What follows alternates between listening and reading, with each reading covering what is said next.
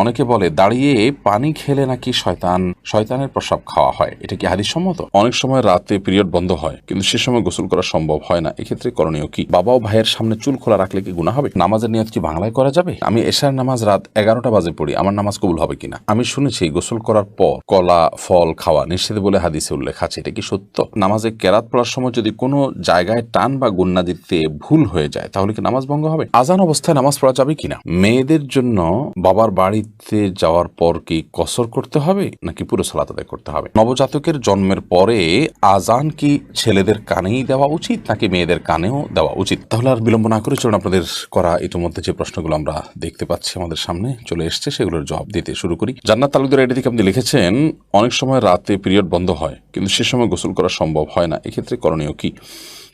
আপনি পরবর্তী সালাতের ওয়াক্ত হওয়ার আগে আগে গোসল করে ফেলবেন। ওমর ফারুক আপনি লিখেছেন, আমি শুনেছি 3বার বিসমিল্লাহ পড়ে কাপড়ের কোনা ধুলে পুরো কাপড় পাক হয়ে যায়, এটা কি সঠিক? আপনার কোনো কাপড়ে যদি ময়লা লাগে, কোন জায়গায় লেগেছে আপনি জানেন না, কিংবা বেশিরভাগ জায়গায় লেগেছে, আপনি যে কোনো কোনা ধরে বিসমিল্লাহ 3বার পড়ে ধুয়ে ফেলবেন আর আপনার পুরো কাপড় পাক হয়ে যাবে। ব্যাপারটি তো সহজ নয়, বরং আপনাকে পুরো কাপড় পাক করার জন্য চেষ্টা করতে হবে।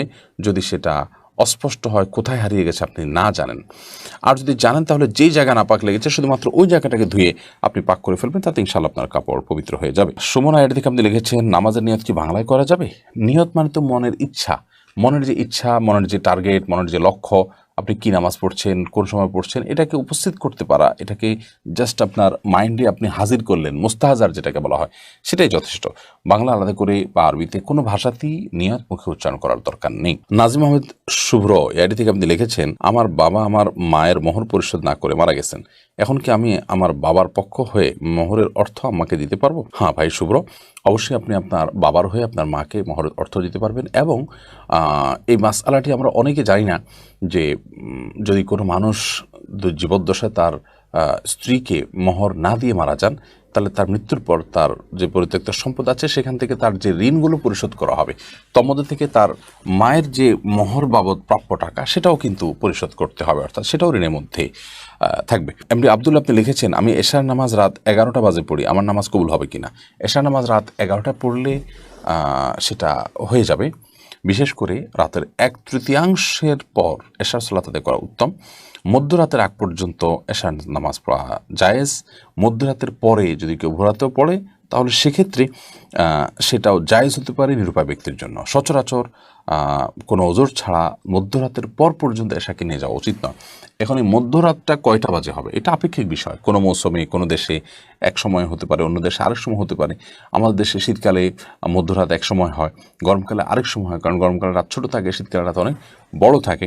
তো এটা ভ্যারি করবে যে সূর্য ডোবা থেকে নিয়ে শোবে সাদেক বা ফজর ওয়াক্ত শুরু হওয়া পর্যন্ত পুরো সময়টাকে ভাগ করে তার ঠিক মাঝামাঝি যে জায়গাটা সেখানে হলো আপনার আমাদের সীমানা, তার আগে আগে আমাদেরকে এশার সালাত আদায় করতে হবে। আর পরে করলে আদায় হয়ে যাবে, যদি ফজরের সালাতের ওয়াক্ত হওয়ার আগে আগে তাহাজ্জুদের সময় 3টা-4টা বাজে রাত পড়েন তাও আদায় হয়ে যাবে, বাট এটা অনুচিত এবং এরকম বিলম্ব করা উচিত না। নবী করিম সাল্লাল্লাহু আলাইহি সাল্লাম ওয়াক্তমতো সালাত আদায়ের উপর আমাদের খুব বেশি গুরুত্ব আরোপ করেছেন। সিরাত উর্মি ইসলাম এআইডি থেকে আপনি লিখেছেন, বাবা ও ভাইয়ের সামনে চুল খোলা রাখলে কি গুনাহ হবে? না, বাবা বা ভাইয়ের সামনে চুল খোলা রাখলে মেয়েদের জন্য গুনাহ হবে না। নিয়ামতুল্লাহ আপনি লিখেছেন, আজান অবস্থায় নামাজ পড়া যাবে কিনা? আজান চলাকালীন নামাজ পড়লে কোনো অসুবিধা, নামাজ হয়ে যাবে। তবে ধরুন আজান শুরু হয়েছে, তখন আপনি নামাজের নিয়ত না করে আজানের জবাব দিবেন, এবং আজানের জবাব দেওয়া শেষ হয়ে গেছে তারপর আপনি এবার সালাতের নিয়ত করবেন।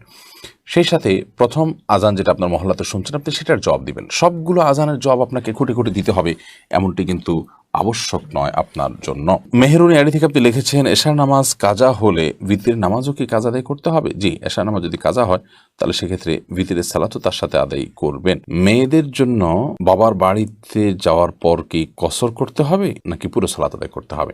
দেখুন, মেয়েরা বিবাহের পর স্বামীর সংসারে যখন চলে আসেন, এটাই তাদের বাড়ি, এটাই তাদের ঠিকানা, এটাই তাদের বসবাস। সেক্ষেত্রে তারা স্বামীর সাথে স্বামীর বাসায় থাকবেন, তখন পুরো সালাত আদায় করবেন। আর বাবার বাড়িতে যখন যাবেন তখন সেটা তাদের আপনার বেড়ানোর জায়গা এবং সেখানে তারা নিছকই গেস্ট, যার কারণে সেখানে কিন্তু তিনি আপনার পুরো সালাত আদায় করবেন না, বরং কসর সালাত আদায় করবেন যদি সফরের দূরত্ব হয়, সেটি অনেক দূরের হয় এবং সেখানে তিনি মাত্র 2-4 দিন 5 দিন বেড়ানো নিয়তে যান।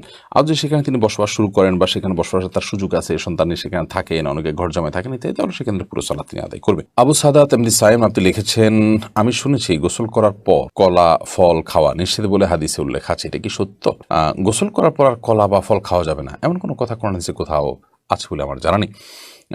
আপনি কলা বা ফল এটা যে কোনো সময় খেতে পারেন, অর্থাৎ আপনি স্বাভাবিক যে কোনো সময় খেতে পারেন, এমনকি গোসল করার পর খাবেন না, আগে খাবেন, সকালে খাবেন না, দুপুরে বিকালে খাবেন, সেটা কিন্তু আপনার ব্যাপার। শরীয়তের এক্ষেত্রে তেমন কোনো বক্তব্য নেই। বিশেষ করে যে কথা বলা হচ্ছে এখানে যে গোসলের পর কলা খাওয়া ফল খাওয়া নিষেধ, এরকম কোনো কথা হাদিসে নাই। এটি যদি কেউ বলে থাকেন সেটি ভিত্তিহীন এবং মন গড়া। মোনালিসা মুন আপনি লিখেছেন, নবজাতকের জন্মের পরে আজান কি ছেলেদের কানেই দেওয়া উচিত নাকি মেয়েদের কানেও দেওয়া উচিত? নবজাতকের জন্মের পর আজান এটি ছেলে মেয়ে উভয়ের কানে দিবেন। আমরা অনেকে এক্ষেত্রে মনে করি শুধু ছেলেদের কানে দিতে হবে, না, উত্তর হলো ছেলে মেয়ে উভয়টির কানে দিতে হবে, এটি সঠিক। এবং আজান সম্পর্কে নবজাতকের কানে সপ্তম দিনে আজান, জন্মের পরে তাকে আজান দেওয়া, এ বিষয়টি বিভিন্ন হাদিস দ্বারা প্রমাণিত। যদি হাদিসের সনদগুলোকে মুহাদ্দিসরা অনেকে দুর্বল বলেছেন, কিন্তু সেটা আমলযোগ্য। এবং যার কারণে নবজাতকের শিশু তার কানে আজান দিতে হবে জন্মের পর, সেটি ছেলে হোক কিংবা মেয়ে হোক। যদি এটা ওয়াজিব নয়, কিন্তু দিলে সেটা ভালো মুস্তাহাব। এমনি সালমান আপনি লিখেছেন, নামাজে কেরাত পড়ার সময় যদি কোনো জায়গায় টান বা গুন্না দিতে ভুল হয়ে যায় তাহলে কি নামাজ ভঙ্গ হবে? সাধারণত মদগা গুন্নাতে ভুল হলেই নামাজ ভঙ্গ হয়ে যাবে, ব্যাপারটা এত সহজ নয়। তবে এটি কখনো কখনো হতে পারে এমন যে আপনার লাহানে জালি হয়ে গেল, যে মদ বা টেনে পড়া বা না পড়ার কারণে অর্থ বিকৃত হয়ে ভয়াবহ কোনো অর্থ দাঁড়ালো, যেটা কোরআনের উদ্দেশ্যের পরিপন্থী, তাহলে সেক্ষেত্রে লাহানের জালিটা নামাজ ভঙ্গের কারণ হতে পারে। আহসান হাবিব আপনি লিখেছেন, বিয়ের মহরানা কি ছেলের নিজের উপার্জিত হতে হবে নাকি ছেলে তার বাবা থেকেও নিতে পারবে? বিয়ের মহরানা এটা ছেলের উপার্জিত অর্থেই হতে হবে এমনটা আবশ্যক নয়, বরং তার বাবা থেকে সে চাইলে নিতে পারে। এবং আপনার বাবা যদি তার ছেলেকে মহারণার টাকা দেন, মা যদি দেন, কোনো বন্ধু বান্ধব যদি দেন, বা অন্য কেউ যদি তাকে হেল্প করেন, তাহলে সেটা তার জন্য নাজায়েজ বা গুনাহের কিছু হবে না। কারণ একজন আরেকজনকে গিফট উপঢৌকন দিতেই পারেন। বাকি এটি মূল আপনার কর্তব্য হলো, এটি আদায় করার কর্তব্য হলো ছেলের উপর। তাকে কেউ দিয়ে দিল যে ঠিক আছে তোমারটা আমি আদায় করে দিলাম, বা তোমাকে আমি টাকা দিলাম তুমি এটা দিয়ে আদায় করিও, সেটা জায়েজ হতে পারে। ইয়াসমিন খাতুন আপনি লিখেছেন, অনেকে বলে দাঁড়িয়ে পানি খেলে নাকি শয়তানের প্রস্রাব খাওয়া হয়, এটা কি হাদিস সম্মত? না ভাই, এটা হাদিস সম্মত কোনো কথা নয়। আমরা অনেক মন গড়া কথাবার্তা বানিয়ে নিয়েছি, যেগুলো হয়তো মানুষকে সংশোধন করার উদ্দেশ্যে কেউ বানিয়েছেন।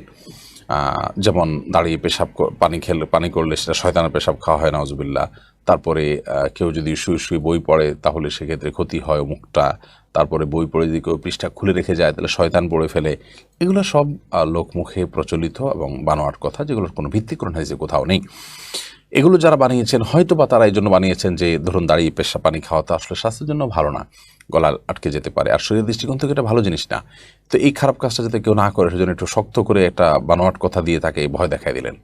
তো এই ধরনের বিষয়গুলো সৎ উদ্দেশ্য করা হলেও অনুচিত এবং নাজায়েজ। কারণ মান কাযিবা আলাইয়া মুতাআম্মিদান ফালিয়াতাবাওয়া মাকআদাহু মিনান নার। নবী সাল্লাল্লাহু আলাইহি ওয়াসাল্লাম বলেছেন, আমার নামে যে মিথ্যা কথা বলবে, মিথ্যা কথা রটাবে, সেই জন্য তার ঠিকানাকে জাহান্নামে জেনে রাখে। বিধায় এই ধরনের আপনার এই ধরনের কথা বলা এটা জায়েজ এবং গুনাহের কথা।